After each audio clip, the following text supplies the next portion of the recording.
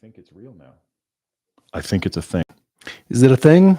I think it's a thing. I'm waiting for YouTube to catch us. Come on, YouTube. I believe in you. Hey, I got an ad playing before my own podcast. Did you? All right, I'm skipping the Good. ad. Yes. Excellent. I had an ad before the podcast that I am hosting. That's what happened right there. This is how YouTube works. That's All right. that. And there we go. yep. Okay. All righty. Hi everybody. I'm assuming you can hear us because I can hear us. So I'm going to jump in and we're going to make this happen. But holy crap, we got a lot going on. Checkity check. Excellent. Chance, thank you. Yep. Glad we can be heard. That's Good, the good. whole point Of a podcast? Really? Oh, That's what are we bizarre. doing here? Yeah. Anyway. All right. Okay. All right. Nathaniel G, loud and clear from New York. That's awesome. Thank you for jumping on, you guys. Yeah, it's great stuff. It's great stuff. All right, we're gonna dive right in. Hi, podcast 950. So at the 50 intervals, if you don't remember, welcome back to the podcast. We do a live podcast right now at every 25, but at the 50, we do not only all questions, which all of these have been so far, but we also do all questions, no cars on our car podcast. And you guys have It's a already little posted weird. some stuff on Facebook and Instagram to get us started, but I am really excited about this because I never know where these are going to go. So I am bracing myself for madness. I It's have a really, place really to jump in already. Guys, Good. thank you Excellent. for posting up your questions. Barbara, we see you on there. Thank you for jumping on. Yeah, post up your questions on Yeah. the chat. We will get to those, but we do have these social media questions from Anthony Zerg on Facebook. Okay. Challenges me to go a week without coffee. Why? Well, I don't okay. get it. Anthony all right. hasn't Yeah. had one in 9 months, and I am sorry. I feel very badly for you because espresso is the key to my mornings. Todd knows this. When we're out shooting and we, Yeah. we're trying to get filming for the cars. Yes. And I haven't had my coffee yet. Paul is worthless until he has his coffee. I mean, this is the reason I would like him to Food do it. and 'cause coffee. There's got to be a breakfast stop. It's But gonna be okay. It's gonna All be right. a problem. So yeah, that's been really tough. Although I will admit, I didn't start really getting into espresso and good coffee until I was in my 30s, if you can believe it. I really didn't discover espresso and how good Italian coffee really is. But then I did, and now I'm here. So we're good. It's all It's good. happened for We're sure. safe. Gonsachi on Instagram, that is, he says, am I still getting evil Todd comments about my goatee? Here's the weirdest thing, and I don't understand this. I mean, we live in a culture where you be you, and yet in the entire nearly 20 years we've done this show, I've gotten consistent comments about my hair or my facial hair. And why anyone cares is utterly beyond me. People are getting somewhat used to it, but the reality is, look, on both of these realities, if my wife didn't like it, neither of these things would be this way. So she wins. So that's really the core of that I reality. think it was last year when you started sporting the goatee. Yeah. And it took me the comments in YouTube to realize that you had grown the goatee. Because I you knew me forever like that. Yeah. Yeah, I just didn't for even sure. notice. Like, oh, that's Very right. bizarre. I guess whatever. thing. So Yeah. that's good. Let's see. Harvey M on Facebook. His son is a high school senior looking to study and work in industrial design. That is really cool and exciting. What advice would I give him? There are many colleges. I'm not quite sure where in the country you're located, but there's many colleges around the nation that offer an initial program for either high school seniors or people who have not gotten accepted yet. I went to Art Center College of Design, and they've got a great Art Center at Night program, which I did go through. It was fantastic, and it's usually instructed by a lot of the daytime program instructors, the teachers, and they'll help you prep your portfolio in advance for getting into the school, for getting admissions, and it tailors your portfolio. One of the things that really inspired me when I first visited Art Center was a story from one of the guidance counselors that told me a transportation design student was not well off, and they bought crayons and markers and pencils and tore the tops off pizza boxes and sketched their portfolio on the inside unused portion of pizza boxes and submitted that.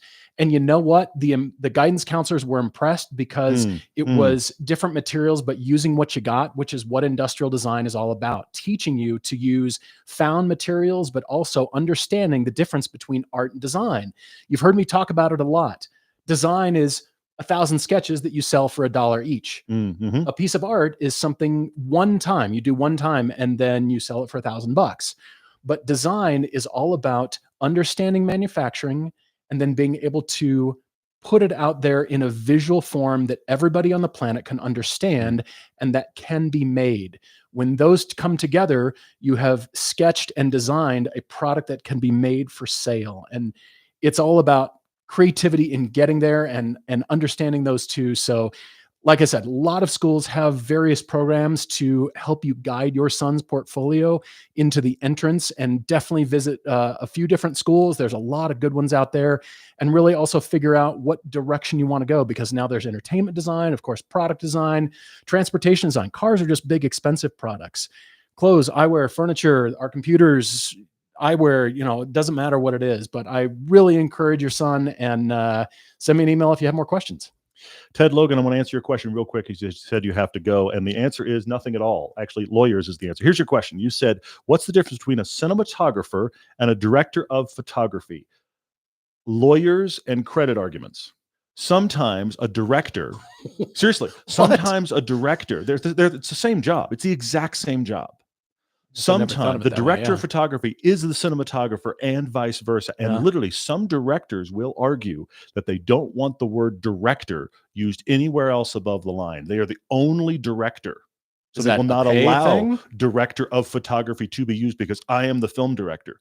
Other directors of photography want to be referred to as cinematographers because they fought to be in the cinematography union and they would prefer that term. It entirely comes down to legal realities and how do you want your credit listed. I'll go you one further. Robert De Niro. He has in his contract a half space between De and Niro. Now, have you ever gotten on a keyboard and figured out how to actually create a half space? Where is there? There is no half space key. What? But when you are creating a credit, Robert De Niro has a half space between De and Niro. Not a full space, like two different words, a half space. I had no idea. So it's more than the letters would be, but it's less than a full space. So what I'm saying is you would not believe the amount of credit stuff that goes on. So director of photography, cinematographer, same person, different credit. We've got a cool super chat going on here too. Jorge M asks, when we race each other on mountain bikes or on skis, are our styles similarly different to racing each other in other things? I know you're not going to say cars, but you know what? Todd is very much a big mountain and in the trees kind of a skier kind of person. I love that. Not slow, not fast, but kind of medium speed through the trees. Yeah. Thigh deep, knee deep in snow. I've had my experience with trees, and I kind of like to stick to more of the bumps, but I also like using all the runs. But of course, if the runs are full of fresh powder, that makes it all the better. But I do like really using all the runs. But what I usually do is stick to the edges of the runs, and that's where all the snow has been pushed off. So the best powder is always on the edges, kind of next to the trees. And then mountain bikes, Todd can uphill. He's a powerful biker and he can leave people going uphill. It's almost like he's riding a motorized bike. I take it easy going down though. It's like, you guys go, I'll get at the back because I'm okay. So we have different specialties. I kind of like some speed going downhill and, put it on full soft suspension and get after it. But yeah, it's really, we're never really racing, but our strengths and weaknesses very much are apparent in both sports. So thanks for the question. I love the writing questions. Thomas G22 had one earlier on Instagram. I'm going to answer that. I'll come back to others later. But he said, would I recommend writing a book? Any thoughts on writing a sequel or a new book entirely? Thomas,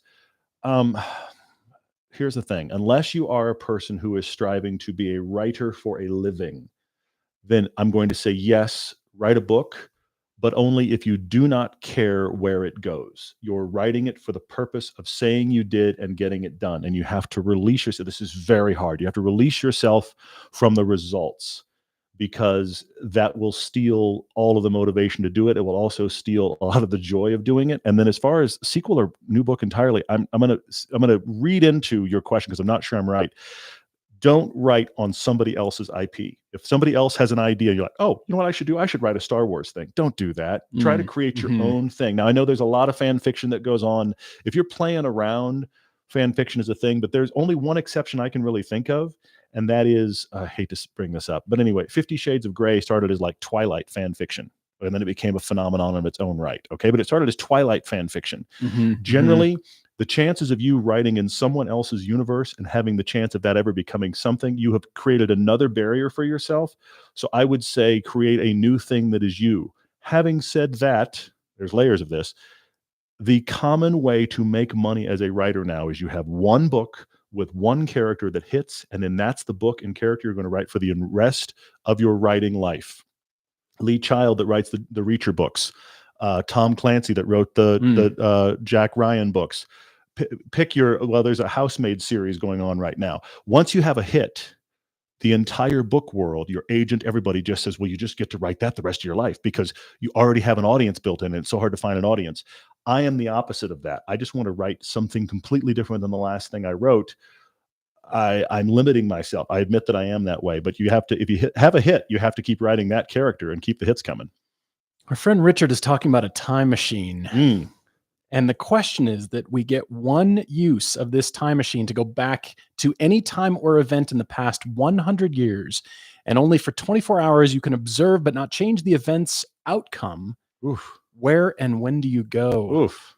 As soon as I pick something, I know something. I'm going to think of something better. For sure. Yeah. I'm going to have to come back to that one. That's a good one. Because I'm thinking about various races, historic races. Of course, it comes back to cars, but I guess...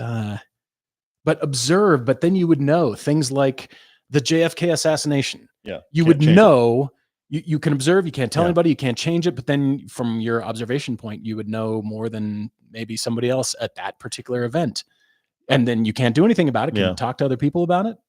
Can you come back here and say, well, I know what the JFK files say or something? I'm going to say moon landing. Because I think what a pivotal worldwide event. Because if you go much further back than that, we have trouble making events that are worldwide. And the other problem is that's a time period in which literally it was one of those things where the whole world stopped and watched this thing. And that is so foreign to us now. We don't even all stop and watch the same thing as a country, let alone a world. The moon landing, what a pivotal thing. I that's the first one I can answer with, but there may be others. 86 says, hello from Australia. Thank you very much for tuning in, for watching. We really appreciate it. That is awesome. I'm going to have to keep thinking about that. Moon landing. You're going to come back. You're going to come back to that. I know you are. Austin, you're asking other writing questions. You're asking about the audio version of Paper Father. It was supposed to be done this year, and then we bought a company. That's what happened there. So it is not done. Look, I'll tell you, look, I will publicly call my shot right now. Okay. I am almost done with the audio recording, which means that the editing is next. I'm like 80% done with the audio recording. Good for I'm you. getting close. That's good. So I'm proud of that. It's been a fight. But then the editing of it comes next to then do the release. So what I am intending now, since I'm not going to make Christmas, I'm shooting for Father's Day 2025 as a release for that. I will keep you informed. I am working on it. I'm working on the novel behind this one. I have the idea for the one past that. I mean, seriously, I just need to sit and write, which I have plenty of time to do. So they're happening really quickly, but I'll get there. Yeah. Let's talk about watches. Jason Lynn has a question for me. Am I interested in Japanese watches? Yes, I am. Specifically Japanese movements. And I like that Todd just tuned out. Can you tell? I'm having water. He just zoned out. Yeah. I like watches that do spec Japanese movements in them because they are very accurate and reliable. But of course, Swiss movements are the gold standard. They're the Swiss standard.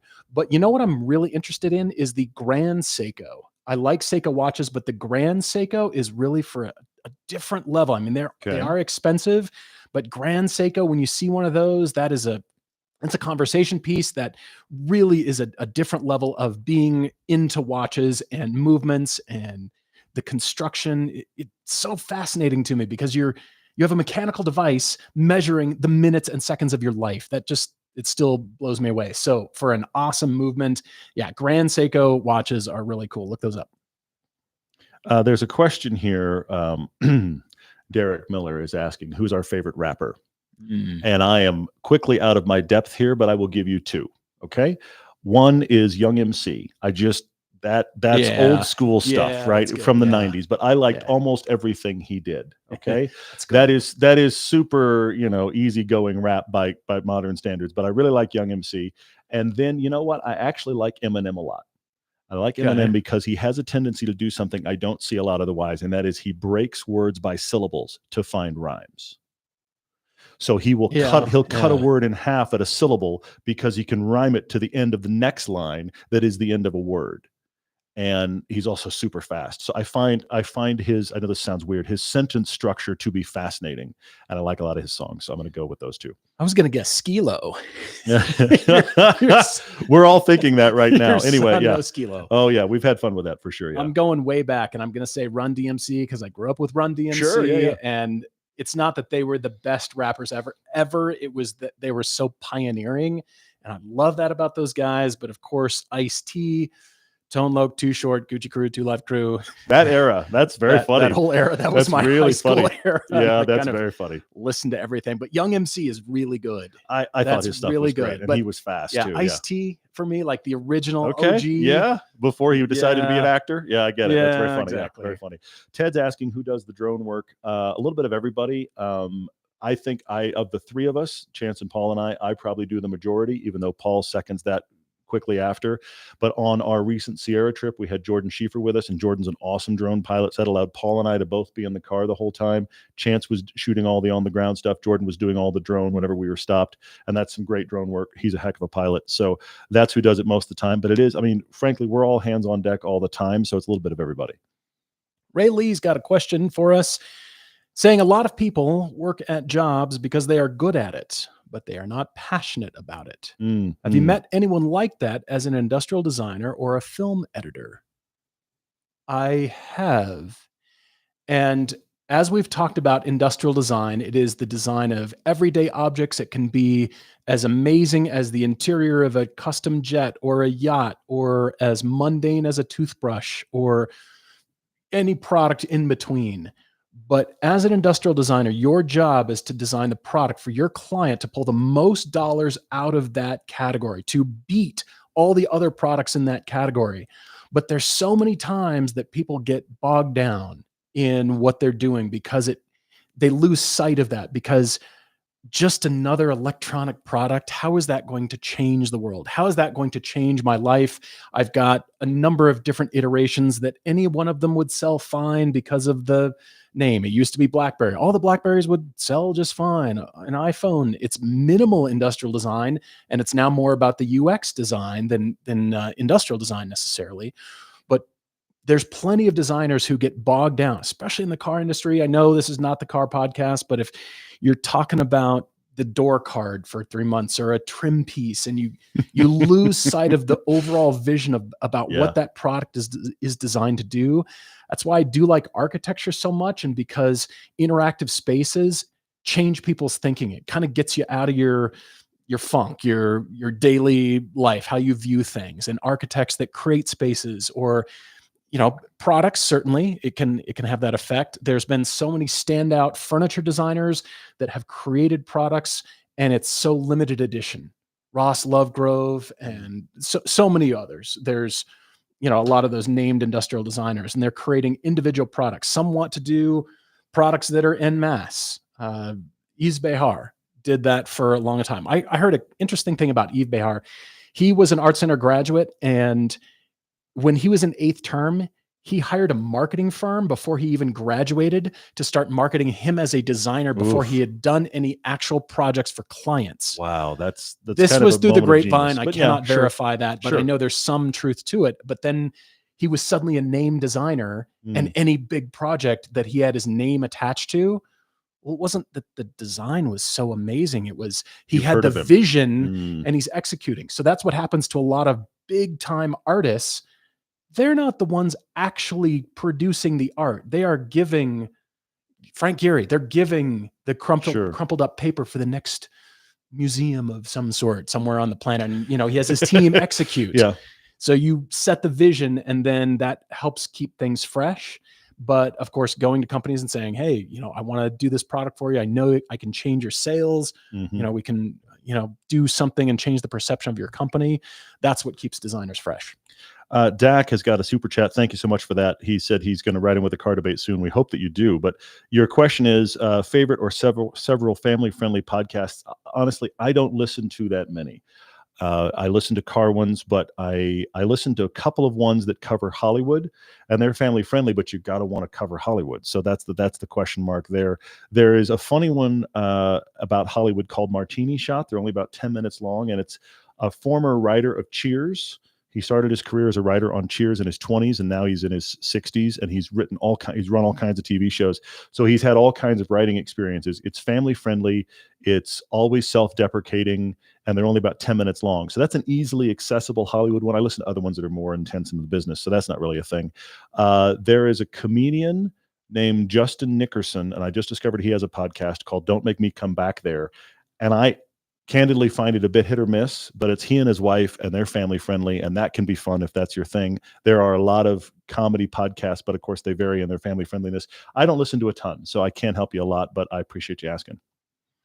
Oh, good questions on here. Yeah, there's tons. I'm trying to make sure that I don't miss anything on here. Oh, we will, but it's We good will. anyway. If we do, please let us know. Let's see. Anthony G is all in for the pay-to-play attitude, but despises paying for parking. To park in front of a restaurant the other day, and street parking was $43 for 4 hours. Thankfully, weren't paid. Yeah. Oh. Pay-to-play attitude. That's all of us driving fast and maybe getting pulled over. Jorge is calling me out and saying, why would you not want to ride on other people's intellectual property? Isn't that the way money gets made? Jorge, let me switch my answer around. You want to get hired to write on somebody else's intellectual property. You want to get hired to write Indiana Jones and Star Wars and Marvel. You want to get hired for that. But if the question is, I'm writing a novel and it's yours, you don't want to write somebody else's property, because if it becomes a hit, they're going to come looking to you for why you don't have the rights to have it. But getting hired to write on somebody else's thing, that's where the money is, and you got hired, and it's great. Ben Harto asks, our favorite non-car experience that has resulted from HOD ownership. Ooh. It's certainly meeting people. I have really decided this is a people business that it happens to use cars, but it's a people business. And I think back over the course of the year and the people that we have met that we would have otherwise never come in contact with has been amazing. And where that leads, conversations and connections and relationships, that was definitely a really great side benefit. I mean, I kind of knew that we'd meet people, but the relationships and, like I said, just amazing, cool people, and the like-mindedness. So that was pretty awesome. There are so many questions. I'm scrolling back and forth here, but it's such good stuff. Favorite national park to visit from Isaiah Smith. Did you answer that already? I did not. No. No, go for it. Favorite national park is Arches. Isn't a national park. Yeah, it is. State, right? No, it's national. That's a national park. That's a national, yeah. Arches is my Arches is up way there. up That's there. really good. Zion's way up there. Zion's good, yeah. You're going to list all the ones in Utah, aren't you? All the ones in Utah. You know what?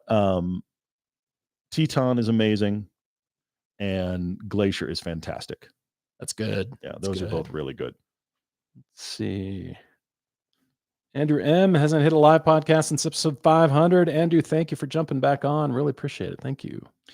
Colin Cutler is asking, behind the scenes, what gear, software, camera tech has transformed the way you guys film now versus back in the day? Colin, it's not cars. It is seriously, it has completely changed. I'll go this far. When we started this show, all of the outside the car stuff was shot on a camera that had to go on our shoulder that we had to rent for hundreds of dollars a day, because it was a big shoulder mounted camera, and getting the data off the camera and actually dealing with it was a pain. There were no GoPro. I mean, there was like a GoPro 1, which was like a potato camera that was just all fuzz, so you couldn't use that. So we had a camera with a small mini DV tape in it mounted in the car to get our in-car stuff. That was what we used, and it was all pretty marginal. And then we went to a lot of very heavy support gear, big jibs, big tripods, because the gear was all big. The coolest thing that's happened over the course of the show, and Paul was a real pioneer in helping me see this, is that the quality that we could shoot on, we could go with smaller and smaller gear, which was lighter and easier to carry and easy to travel with. And the end result, YouTube end result, looked pretty similar in quality. Now, I'm a geek and I want to have the camera with the best sensor and the best lenses, but ultimately the way most people are watching it, it kind of doesn't matter, especially when people are just shooting it now with their phone. So the fact is, we use everything from iPhones to GoPros to DJI stuff to whatever, to big cameras with nice lenses. We use it all, but even our big camera with nice lenses is essentially a mirrorless that weighs 2-3 pounds. We used to have a DSLR that weighed 4 or 5. Even the mirrorless is half of that weight. Inside Ollie, the first 911, the 67 911. We you know, had a 50 years of the huge 911. DSLR mounted. Yeah. It's this Yeah. The little car very right first there. one. Yeah. For sure. It was mounted. This huge DSLR Mhm. was in our face. It was With a big old, it was a 5D. It was an old Canon 5D with a big Yeah. old super wide lens on it. Yeah. It's amazing how much it's all gotten lighter. And that's the thing I like about it the most. We have a lot of drinks questions. Uh-oh. Anthony G asks if single malt is worth it. What's better, a good blend or a cheap single malt? I'd go with a good blend rather than a cheap single malt, because if you're going to do a single malt, get a really good, expensive single malt. Favorite craft beer from a Utah brewery? Neither of us are beer drinkers. I work for Budweiser, and I just decided, I know that's not the beer standard, but I have tried IPAs. I wasn't a Hefeweizen for a while, but I just decided whiskey wine is for me. And let's see, SMG MP7A1 says, I am a whiskey man. You're right. Are there any cocktails that I gravitate to, whiskey or otherwise? Definitely gin and tonic with Hendrick's Gin. I like that in the summer. Nice, refreshing drink with a slice of lime. And Anthony G, you're right. I like old fashions. That's nice. I'm trying to cover the drinks. I love it. And Derek Miller has a question for you. What is the best percent of cocoa in chocolate? Oh, I'll circle for a non-alcoholic drink. Oh, come on. I just have soda or water. I'm not a we don't get fancy. Okay. I rarely even have hot chocolate. But anyway, Edgar, I just wanted to acknowledge your comment here. Thank you, man. You said you think we deserve so much more traffic than we get. Every video shows hours of work. You're right. Every video is hours and hours of work. I'm trying consistently to make it more efficient, but thank you for acknowledging that. I really appreciate it. Tell a friend about especially our road trip films, because we love those so much. People seem to like them. So thank you for that. I like this live watch discussion. Game Bear is asking if I've heard of Studio Underdog and wasn't my take. Yes, my location is set to United States. What is Studio Underdog? I'm just seeing the movement. Okay. Oh, classic styling. Some odd color choices, but I think they're pretty cool. See, I like the classic, timeless look, more of a vintage kind of a look. But the modern watches that are out there, I do appreciate a lot of them. I had another question about watches, and I forget who asked. My apologies. It was my favorite guilty pleasure watch, and I'm going to find who that is. Andrew's got that question for you. Go for it. Andrew, thank you. It is Hublot, Hublot, Hublot, and they're apparently really just designed for footballers in England, apparently, because if you're a wealthy footballer, you just buy an Hublot or a Breitling or a Panerai or all the brands that we've all heard of. But the Hublots are really cool with the Unico movement, and the ceramics that they're doing is really leading edge from a material standpoint. It's all white noise. I got into materials when I was doing furniture design, because that's what differentiates materials, and what can you do with cool carbon fiber or different stainless materials. And so that's what it is in watches. And I like this the Studio Underdog watches. It's looking pretty cool here. Devin Bain is asking, this is it. This is the end. What's our last meal? Oh my gosh. In a vague sense, I'll go really good barbecue. In a specific sense, I will go, there's a really good steak dish from a place we know down here close by called Midway Mercantile. I'm going to call them out. Their steak with the vegetable stack beside it it's superb every time I have it. Yeah. Here's the thing. We're in Park City where there's a lot of really nice steak restaurants, and this restaurant just kills them all, in my opinion. But there are a few... there's a barbecue place down there in the same area that is actually run out of a food truck. And so the best barbecue I've ever had in my life. I'd happily have that. It's like last meal food truck. Let's do that. That's fine. This Done. Is a Texan speaking. This is here. me. There it is. Everyone. Right. Yep. Mm-hmm. I've got to have a nice flaky piece of whitefish, usually halibut. I love halibut with the curry sauce or the panko crumbs, a really nice Sauvignon Blanc with jasmine rice. Yeah, that's really good. Or probably Italian food, like all the great Italian foods, carbonara and lasagna and all the great, great Italian stuff. Yeah. Andrew M is asking, favorite guilty pleasure book or movie. I've said this before, and that is I have a soft spot, because it struck me so much as a kid, for the very terrible movie Condor Man. It's a terrible movie. Condor Man, but I have a soft spot for that one. I don't watch it like regularly by any means, but I do really like that. And then you know what? I just showed my son one last night that is not necessarily a great movie, but it's fun every time I watch it. We just watched True Lies. So If good. you've never seen True Lies, it is a lot of fun, and I definitely recommend it. That's one I'd watch anytime. Did you tell me they were doing a sequel to that? They aren't officially. They've That would be bandied it one to about do a forever. sequel to. Well, here's the that thing. would be good. Netflix did a show called Fubar, which Okay. is kind of a sequel, but not really. It gets really, talking about IP, it gets really close to the idea of as if like 20 years have passed. But I mean, Arnold it's could not make the an exact same. appearance. Arnold's in it. Oh, he Arnold's in it. is? It's just Okay. the All right. characters have been a little bit tweaked. But anyway. Okay, let's see. Oh man, good questions here. Jeez. I like how everybody's talking about drinks now because Of course. you're Yeah. probably having Yeah, drinks yeah. while you're watching us. This is Yeah. awesome. Or AM says best bourbon summer drink is a paper plane, unless he changes his mind. I hope you're having one right now. That's pretty awesome. Mandy's asking favorite Simpsons character. That's hard. That's hard. That's really hard, but it's fun. You know what? I loved Apu. Apu was amazing. Go away, please come back is one of my all-time favorite Simpsons lines. Apu was a great. Now, granted, he's not okay anymore, so they don't have him out anymore. So he was an all-time favorite. Lisa for all of her observations. Lisa's amazing, and She's then you amazing. got to say Ralph. I'm special. I mean, that's just he's just the kid in the corner that just throws out something that nobody's expecting. So I thoroughly enjoy that as well. Anthony G, Tracks Daily Crush, whiskey, coffee, or water. That is easy. See, whiskey and coffee both use water, so I can get my water intake drinking those. So we'll crush water. We don't need water, right? I mean, well, we need it. Yeah, I'll have some more water. Coffee is the daily, and whiskey is track, the special use, and water. Yeah, we don't need water. We got whiskey and coffee. Let's see. What is a popular hobby that you just think is boring? Look, the low-hanging fruit that we've talked about before is we drive instead of playing golf. Right. And golf is just a thing. And then I'm sure it's a thing where you are, but it is a plague in Park City. Everybody's talking pickleball. Now, I will admit I've never played it, but I don't. This sounds weird. It feels cultish. You've got the people that have never played pickleball and are fine with it, and the people that have played once and now they don't want to do anything else. And I got to be honest, that kind of keeps me away. I'm kind of like, that's a little bit scary. I don't know. Everybody that plays pickleball does nothing else ever. I'm sure it's very fun, but that's it feels a little like a cult to me. Yeah. Oh man, Anthony G, is Die Hard a Christmas movie? Of course, yes, of course it is. Let's see. Richard is asking, what is the best trait of mine and my wife, Kate, that we're trying to instill in our son, Bodhi? Oh gosh, many of them.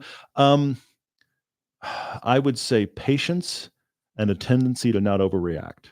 That would be, I mean, because my wife and I are constantly learning both of those things, but just not a lack of instant reaction. And he's 14 going on 15. I mean, he's just a ball of instant reaction. You know what I mean? He's just this constant frenetic reality. But I think that would be something that I hope over time he is able to kind of take the world in and then figure out a response. Crash Test asks for our favorite on-the-go snack when traveling. Fig Newtons or Strawberry Newtons. I love Fig Newtons. They're my favorite. And what languages do we comprehend or speak? Question from Purdue. I actually took the Rosetta Stone course about 10 years ago because I was going to Italy and I really got into it. And I started to speak it kind of okay. It was like airplane conversation because I met an Italian woman on the airplane and she and I started to speak a little bit and she was encouraging me and I was trying to pronounce and I was consulting my dictionary and it was really fun. I felt like, I kind of was getting there. And then of course I didn't practice it. I didn't keep up with it, but Italian is something that I really like. German is tough. Every time we go, we find new passwords.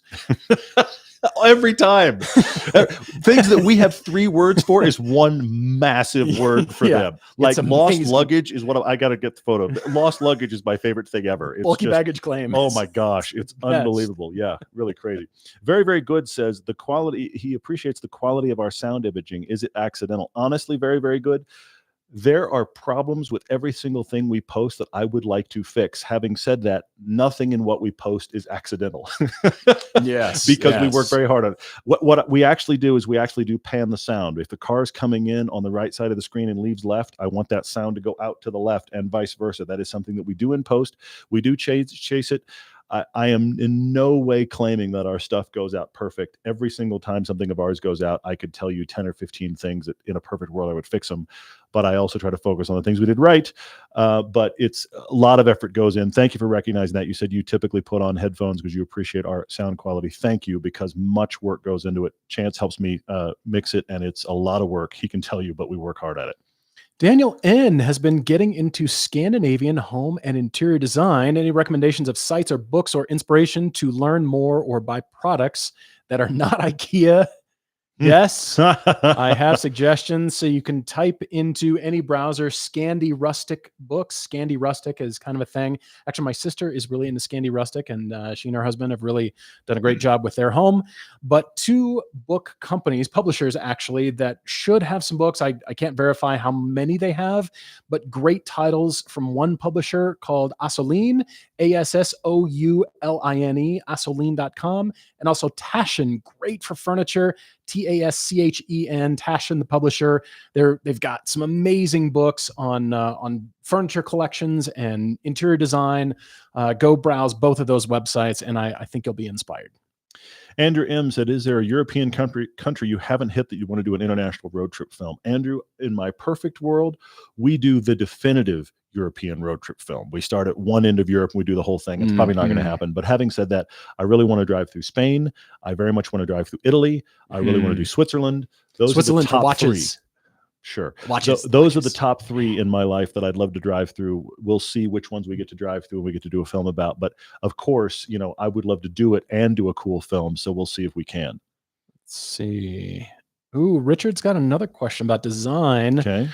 Paul, you get to spend 1 week learning from an artist or designer I admire and respect. Who is it, and what would I want to learn from him? Wow. Richard, with the very deep questions. I haven't even answered your other question about the event. Where to what the event? Time Machine one, yeah. The Time Machine event. All right, I'm gonna have to think about that one. Jason Lynn has a question about Sundance.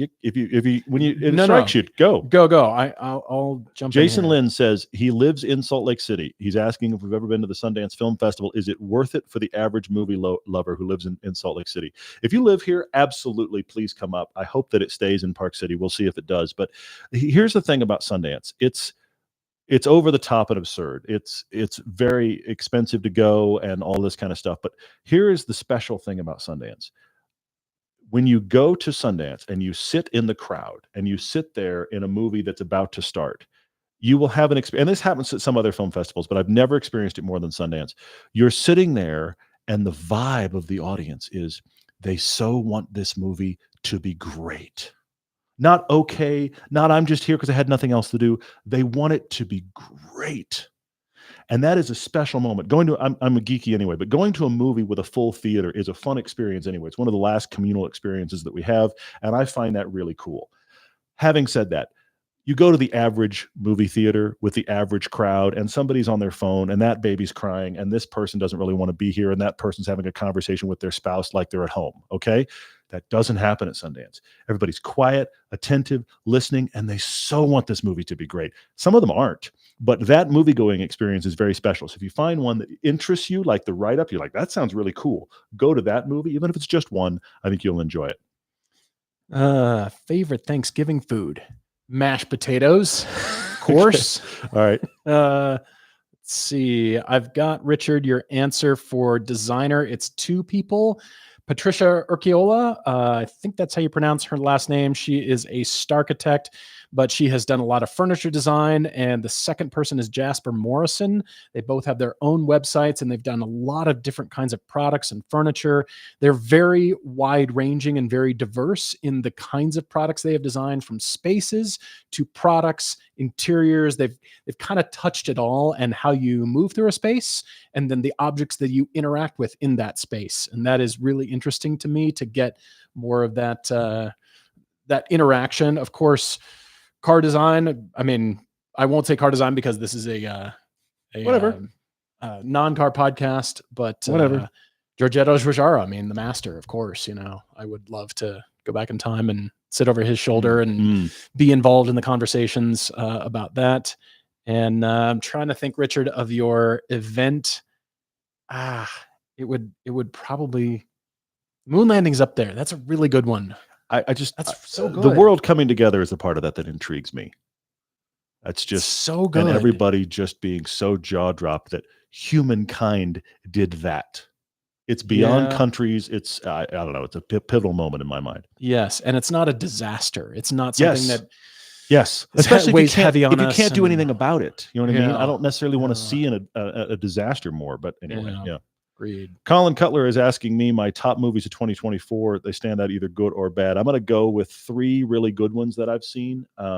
Dune 2 is excellent. I'm a huge fan of Denis Villeneuve, the filmmaker. He's an incredible filmmaker. I really like Dune 2. Wolverine, Deadpool, come on. That is the right ridiculous action movie for our time. It spends so much time winking at the audience. I think we've all seen so many superhero movies now that we kind of want to be in on the joke. And Ryan Reynolds kills that role. Hugh Jackman's great as Wolverine. That's really fun. And then I wanted to see it, and I just now got the chance to, and it was awesome. The Wild Robot. If you haven't seen it, it is good for kids. It is great for adults. It's one of those animated movies that plays on multiple levels, and it feels different than Disney Pixar in a good way. It's not a perfect movie, but it is a tearjerker, phenomenal film. So Wild Robot as well. There's so many It's great stuff. I love it. existential We're and everywhere. philosophical It's fantastic stuff. Yeah. questions. This is Yeah. really good. Tattoos or piercings that everybody doesn't know about? No, I thought about getting a tattoo after my mom passed, but I just realized that her memories were tattooed on my heart, and I didn't need a physical nice. tattoo. So Very nice. she was Okay. always in my heart. So Daniel asks if I have any plans for another book. I mentioned this at the top of the podcast. So I did this one. Some people have wanted a sequel in this, but as I mentioned before, I could tell you where the story goes. I've got 2 other ideas beyond it, but I want to write a different storyline, a totally different world. So I'm going from here to a sci-fi novel, and then I have an idea beyond that that's nothing like the sci-fi novel. So I'm about 30% into a sci-fi novel that's completely different than Paper Father. So that will be the next one.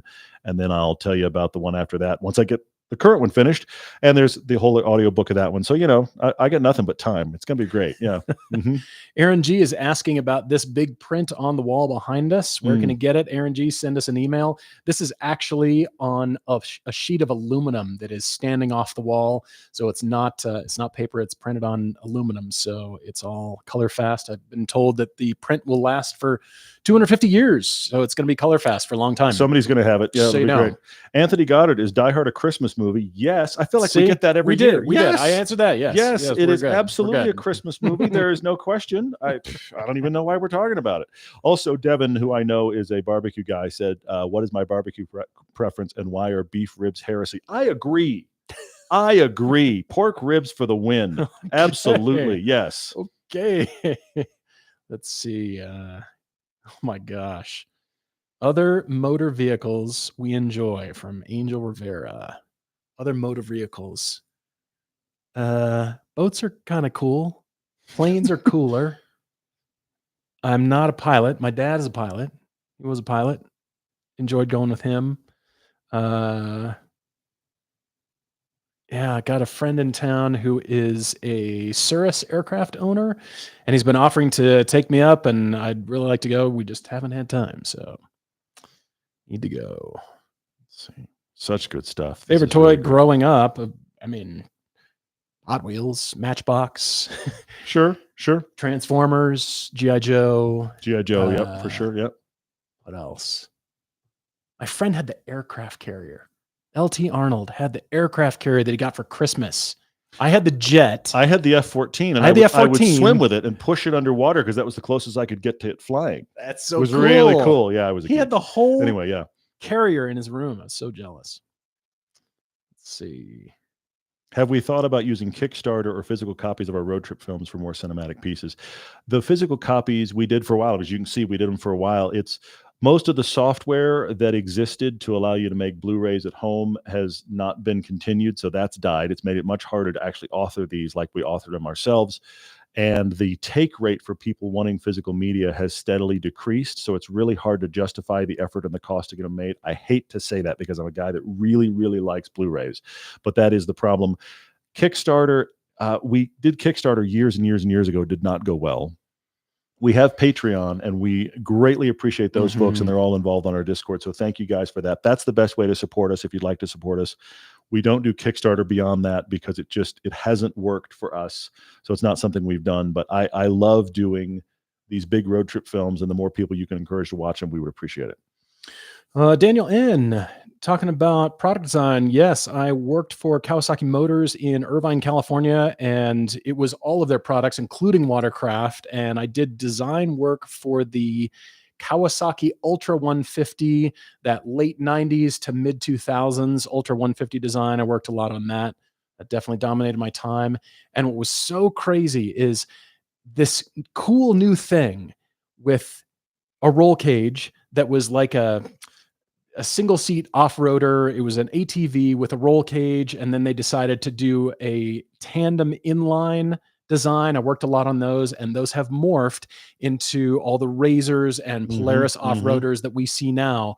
But it was the very beginning of that I worked on. Nothing, it didn't go anywhere. They were just sketches, but the legal department was trying to come to terms with, oh, people are going to do crazier things with these even more capable vehicles off-road. And so then we go to Moab. Of course, we see them everywhere. And like, I was there. I helped craft the prototype for the originals, the Kawasaki version of that. And of course, now they've got them all.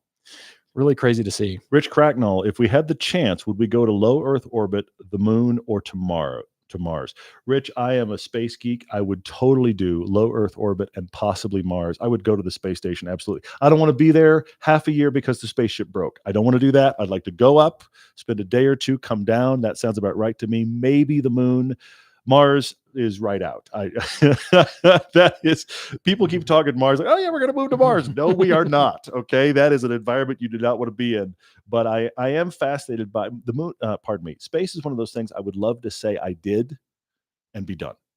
Like, I'd like to do it once because I think the experience, because I also think Be good. you listen to all the guys that were in the Apollo space program and the way they speak about being in space, or astronauts that have spent time in the space station, it shifts your perspective of being human, having a life, breathing oxygen, being on this earth. It is a total warp of perspective, and I think that would be fantastic. I'm switching back to Instagram questions. See, Petrolhead 2003 asks if we had to live in a state other than either Utah or a state I've already visited as part of Everyday Driver, which is most of them. Which one would it be? That's really tough because we've gone through almost all of the lower 48 states. I think I only have 9 left on my list of all Really? 50 states. I think Wow, have we gotten that I'm close? down to like 8 or 9. I mean, personally, like of all the states that I've ever That's been incredible. to. Good for you. Hit Hawaii, hit Alaska, of course. Colorado, maybe, but I'm definitely a West Coast kind of a guy. Texas, there's elements of Texas that really intrigue me, like Buc-ee's. It's not Texas that intrigues you. It's just Buc-ee's. That's the thing. You just got to embrace the fact that what you like about Texas is Buc-ee's. I get it. I understand. They have Circuit of the Americas. We're okay with it. Yeah, they have a lot of Texas cool welcomes you. there. Yeah, yeah. Texas could be interesting. Maybe. Yeah, we'll see. Oh. Devin, I appreciate your concern about compression and streaming. I mean, the thing that most people don't realize when they're watching our films or any others, the truth is if you have an HD, not 4K, a high definition, which is half the resolution of 4K. I'm going to go geeky for a second. Yeah, half the resolution of 4K. You can. It's your white noise. These Blu-rays that are HD have better image quality than 4K you're seeing streaming in most cases, especially on YouTube. I would love to have that kind of quality, but the truth is the streaming platforms don't do it. Vimeo is a little better than YouTube, but how many people do I think it's going to matter for? It's hard to make that quantifiable. So that's one of the things we don't do, but I recognize it. I'm aware. I kind of bite my tongue and move on. I'm going to have to look up these watches, Freedom Band. Thank you for sending. I know the Glashute, but the Lang one. Meanwhile, you should talk about your favorite plane. I should talk about my favorite plane. From Daniel N is asking, Todd, what is your favorite plane? I mean, look, SR-71's on the list for sure. I love that one. That's amazing. Concorde is up there. Those are two of my very favorites of all time. P-51 Mustang has got to be on the list. That plane's amazing. I love that thing. So cool. But everybody has a P-51. Yeah, everyone's got a P-51. You should get a P-47. Just get a yeah, so that's an inside joke. Sorry. The one that nobody has. Yeah, we met somebody once who said that, like, very wealthy, and they said that with a straight face. So we were like, okay, everybody has P-51s. Everybody's got P-51. So we bought a P-47. Because there's only 11 of them. Yeah. So anyway, so there's that. No, P-51s are fantastic. They're so super expensive, but they're really awesome. The Cirrus aircraft, if you have a personal aircraft, are really, really cool. I'm a big fan of those as well in personal stuff, but I think that's kind of the high points. Let's see. I'm looking up Glashütte Original. Andrew is asking how to support what we do. The best way to support us is to watch our videos ASAP. Yes. Watch them within 48 hours of them hitting a platform, and encourage friends you know that might like them to watch them, especially if it's a road trip films. Just say, hey, to your buddy, I know you like Grand Tour, Top Gear, whatever. I mean, let's be honest, we're striving to be at that level, and I think we get somewhat close. So if you got friends that like that and kind of wonder what's out there, please encourage them to watch it, and encourage them to, here's the thing, encourage them to sit and watch it. Not put it on in the background and kind of pay attention or scroll through things. Like, sit there like they're going to watch a movie, because I know this is not the way we watch YouTube, but that is the way we create our stuff. It's intended for you to sit there with a lovely beverage and watch and do nothing but that for 20 minutes or a half hour or an hour or whatever. So if you have the ability to do that, all of that helps us, and we appreciate it mightily. Let's talk about watches that cost more than $30,000 a watch. Must we? We really should. Yes. The Lang & Son watches are really, I like those. Freedom Van, those are pretty interesting, but I cannot deny the Panamatic Glashütte. It really does come because of they've both got superior movements. Okay.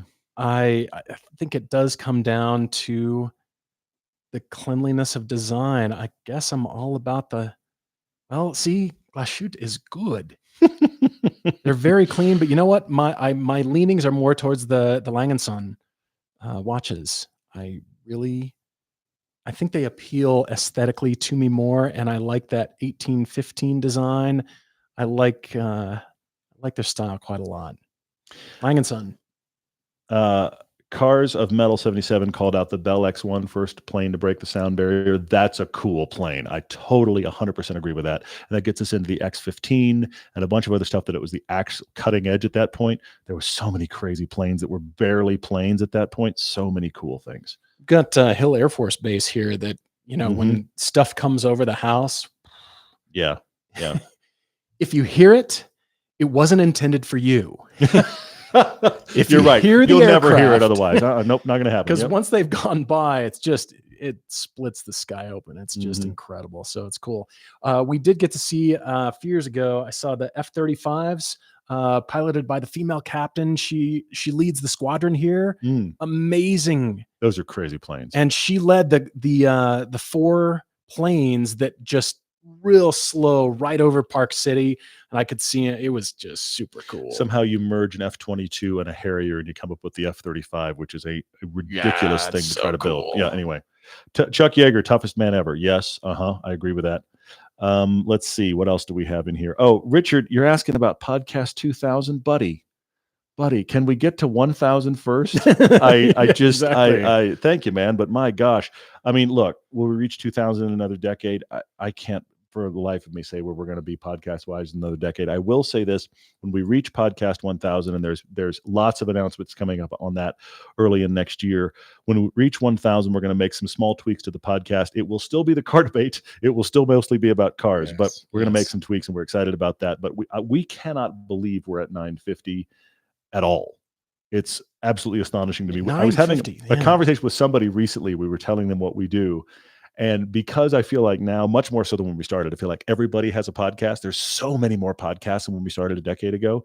And I mentioned in passing that we had a podcast, and they had this whole demeanor like, that's nice. Like everyone does. And I mentioned we were in the reaching podcast episode 950, and their entire headspace changed. Like, wait, what? Yeah, it takes a while to get there. Oh, you've been serious about this. Yes, we have been. Mandy Combs asks for the best Chuck Norris joke I've ever heard. I have two. One's a meme. The first is the joke. Chuck Norris can cut a hot knife with butter.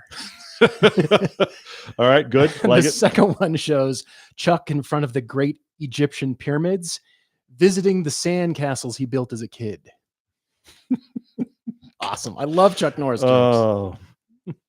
Favorite outdoor wildlife? We see them around here. I like elk a lot, but moose are crazy.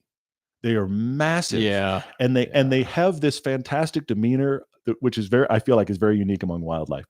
They aren't aggressive, but they also don't care. Yeah. They just have this. It's almost like the elephant mentality. You don't want to mess with them. They're not naturally aggressive, but you don't want to make them angry because they will hurt you. So they just have this, I'm eating here.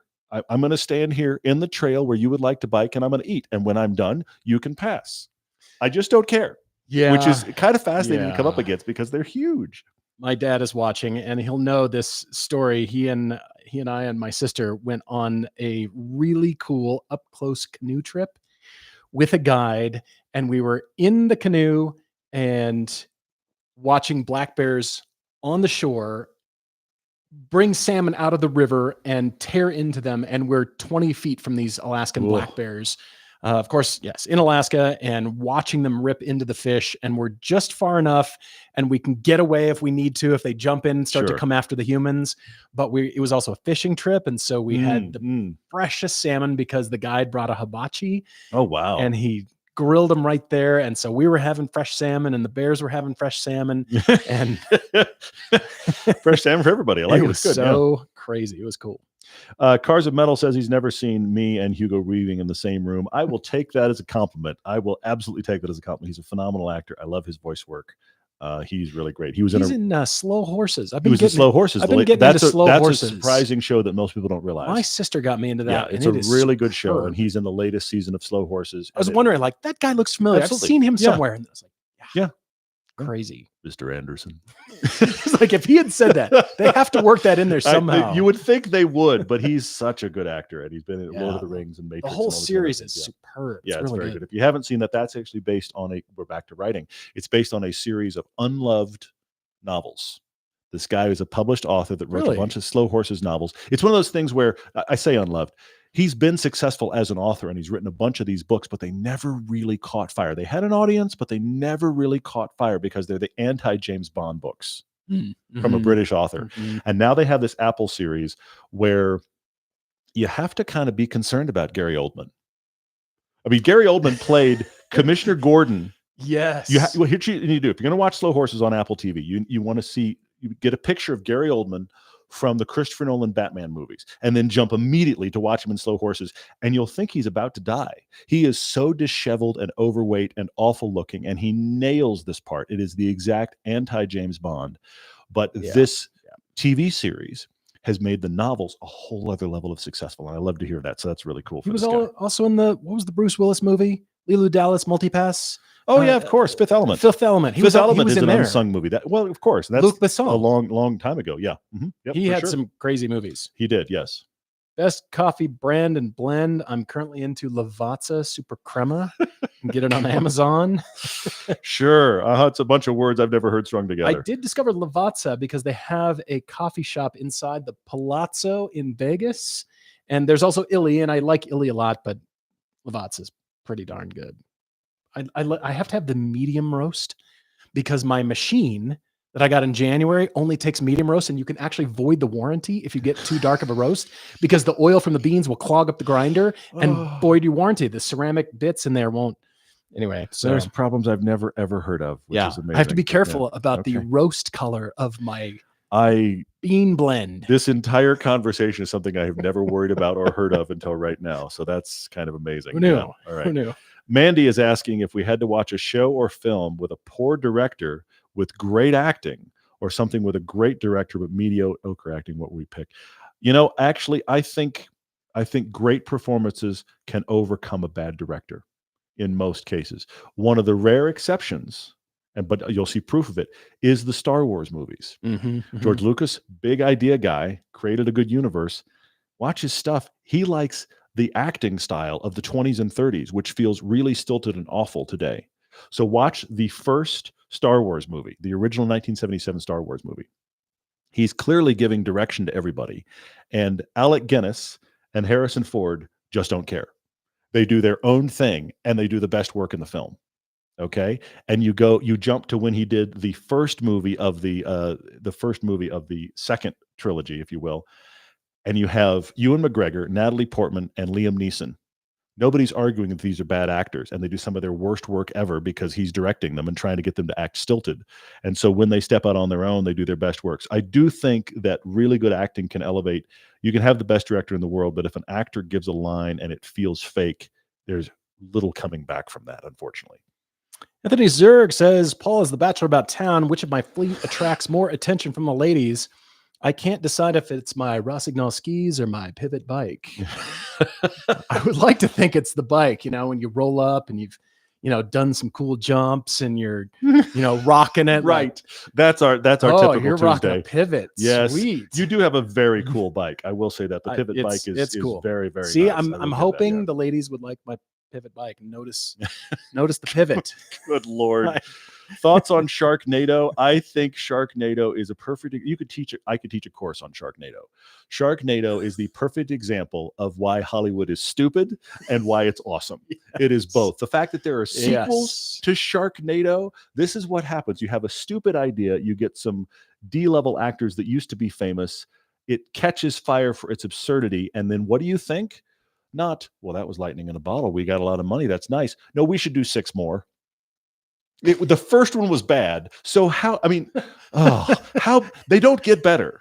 Okay. When you do this many sequels on a bad idea, it just keeps getting worse.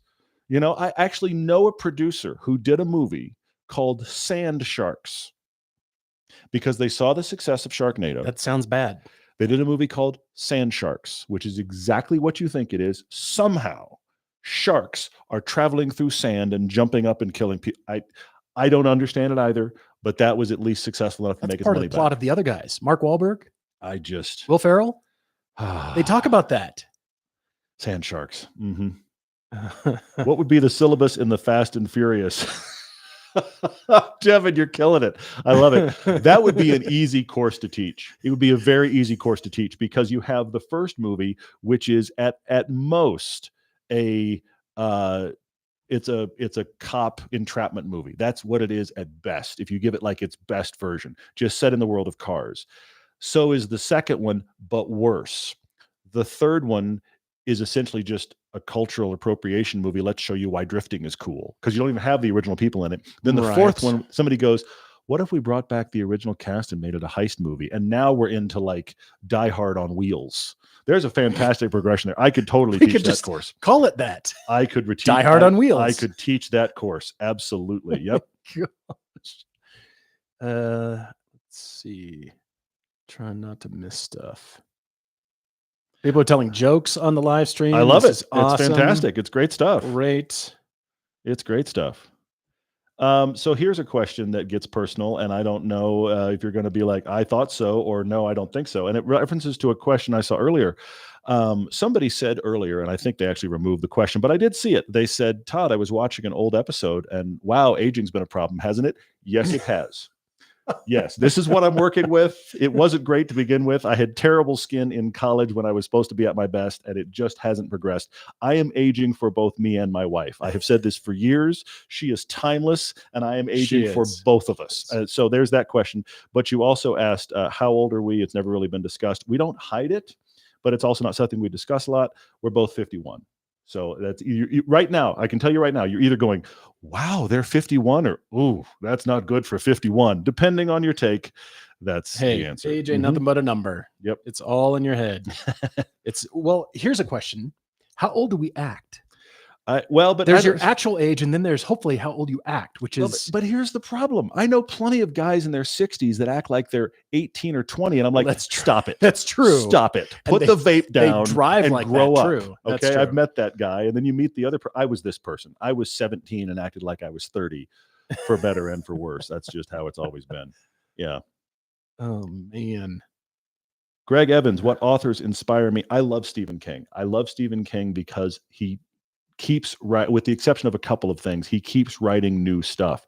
He doesn't just do a series of books. I mean, I love his Gunslinger series, and that was very inspirational for me as a young person learning to write. I've read his On Writing book, but I like the variety of kinds of things he's written. A lot of people just think of him as a horror writer, but he does some of the best work of making normal people, unremarkable people, the heroes of his books. And when you read stuff like a Jack Reacher novel, and I'm not trying to pick on it, but it's the reality, he's a superhero. in spite of the fact he's not, and he does the exact opposite. I really like that. There are writers that crank out stuff at a constant level, and I just think, wow, I got to get after it. Just so many times I'm just like, wow, he wrote that too, huh? So that's the thing that keeps me working on it. So anyway, Ooh. KASM Stamps asked if we invest or speculate. KASM does both, but more investing. I am more of an investor too. Yes. I haven't been lately, but I've been looking at a few things. And yeah, I'm definitely more of an investor. Yep. Yep. Are either of us motorcycle riders at all? Joseph Fisher. Used to be. When I had my my Kawasaki design days, I would check out some bikes from the press fleet because I could, and I just decided it's not if but when something was going to happen, and so I traded 2 motorcycle helmets for a nasty couch, and then I had a nasty couch, and it served me well. You too could have a nasty couch. All it takes is one motorcycle for a little while until I could afford a different couch. But you know what? Yeah, I've just been into cars ever since. And I have to admit, cars were always my thing. From the time I was 2, it was always cars. Daniel is asking if we're Marvel fans. Look, I'm movie fans in general. Marvel completely revolutionized, for better and for worse, how movies have been made in the last 10 or 15 years. I think the first decade of Marvel, up until they got to Avengers Endgame, I think that is a good series, but I really think, and they were never going to do it because they were making money, they should have stopped. Okay. Since then, what you're having now is major characters have died. The people that people love have gone away. Now you're trying to, I hate to say it, but kind of troll for characters we haven't really heard of and build them up. They're struggling. Sorry, what movie are we talking about? Marvel, the Marvel universe. Okay. Just sorry, I was reading. Yeah, I know you've zoned out. It's fine. I was zoning out. It's fine. I mean, Marvel's cool. I love Marvel. So I really liked it up to Endgame. I didn't like all those movies, but in general, that kind of series, they should have just gone out on a high and been like, we've done a revolutionary thing in the history of film and we should stop now. Now you see a new Marvel movie come up and you go, do I care? And sometimes maybe, but in general, I think the audience does too. They're like, I don't know. So anyway, we'll see where they go from there. Holy moly, we are already well past Paul's debut spoken word album is called Nasty Couch. Years ago, our friend Nathan actually made a mock album cover for Paul's first album. We should resurrect that. Oh my gosh. Are there Reacher movies? There are not. There's a Reacher TV series that's actually doing okay. Now, there was a Reacher, 2 or 3 Reacher movies starring Tom Cruise, who is the exact opposite of the description of the guy in the novel, which is why Alan Richson, the behemoth guy, that he is perfect because he exactly matches the thing there. So there's been a successful series on Amazon. Anyway, who is our favorite Avenger? Batman. Good night, everybody. Good night, everybody. Just kidding. Just kidding. It's funny. It's funny. That's very funny. I do like that very much. Iron Man, of course. Iron Man's awesome. And here's the thing. I will say this. Captain America, late in the series. Okay. Captain America, when he's super Boy Scout, it's like, have some reality in the world. When he gets a little later in the series, I think he's really awesome. As both of us have changed over the years, is there a car segment we have felt we appreciate more or focus on more compared to our earlier days of reviews? Say off-roading. Say doing more 4x4ing and off-roading. I appreciate it more. It wasn't something I ever really was into, but with the availability of Moab nearby, not terrible.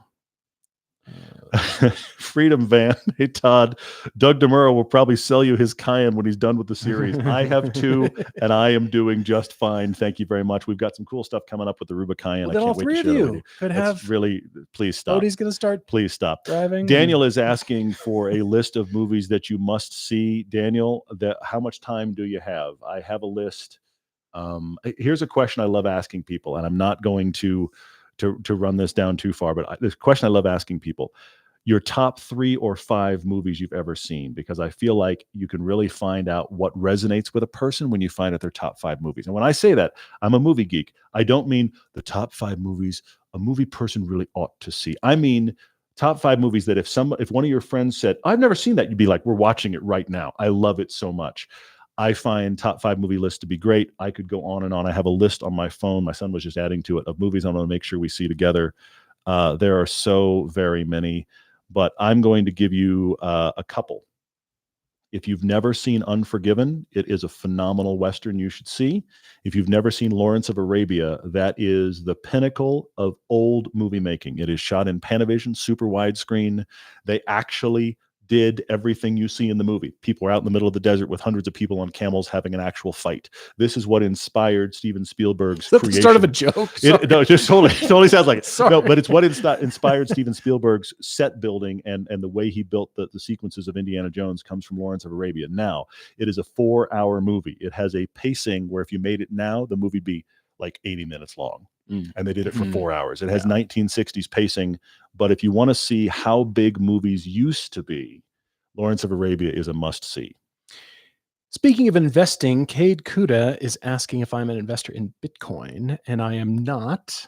I have a friend who is, and he Can open worms everywhere. Sorry, what? He's so into it. Mm-hmm. He has a Cybertruck wrapped in Bitcoin orange. He even got the brake calipers coated Bitcoin orange. So it's he's really into it, and I have not jumped on that bandwagon yet. I'm not sure if I'm going to, but we'll see. I'm more of a traditional stock market investor, but yeah, there's a lot of tech that I'm into, energy. I like a lot of things. I'm going to stay out of the Bitcoin discussion.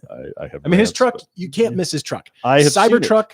I always know when I see Bitcoin it. orange. Yes. Yeah, that's he.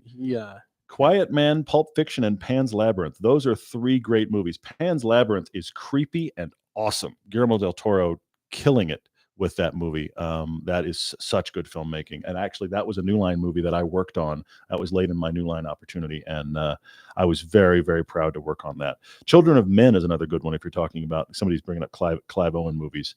That's another really good one, too. I'm a 928 investor. You are. That is where your money goes. Not into Bitcoin, investments into you can 928. possibly do all of the time. Yes. Yeah, that's a bad one. That's a bad one.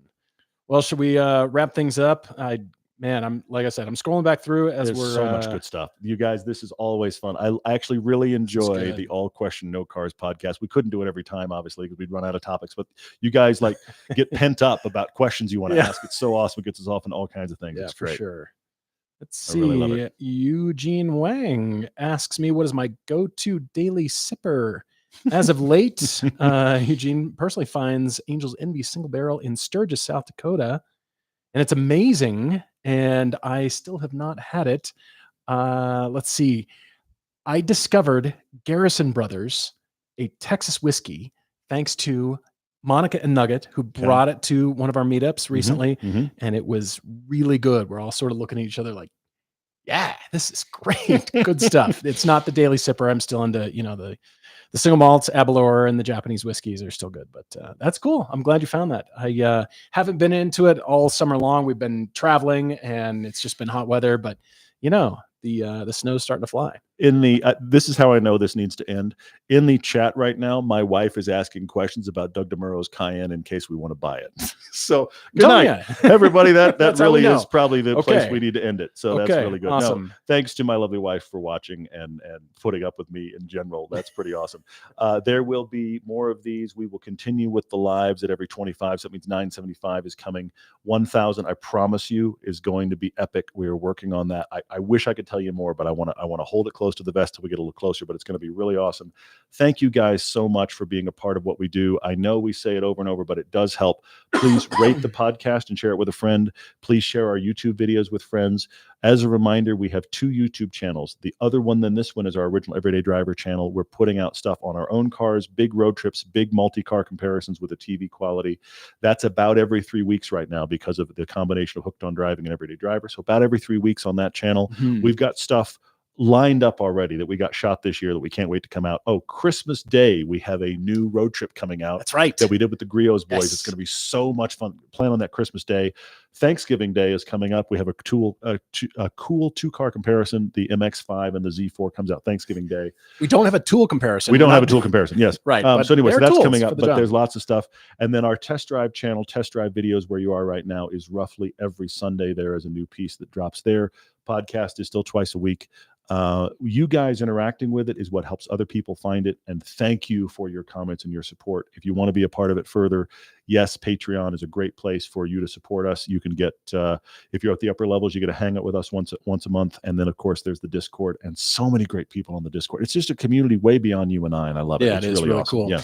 For those of you who've joined the live stream, we really appreciate it. Thank you for your patronage. Thank you for your support. And as Todd said, yes, please rate and review and share the podcast. And for those of you who have not seen the live stream but are listening to this as the regular audio, thank you for being fans of what we do. Thank you for the support. We can't believe it's 9:50 either. Really care. And we're excited for a great future. So yeah, really appreciate it, guys. Looking forward to next time as always. Cheers, everyone.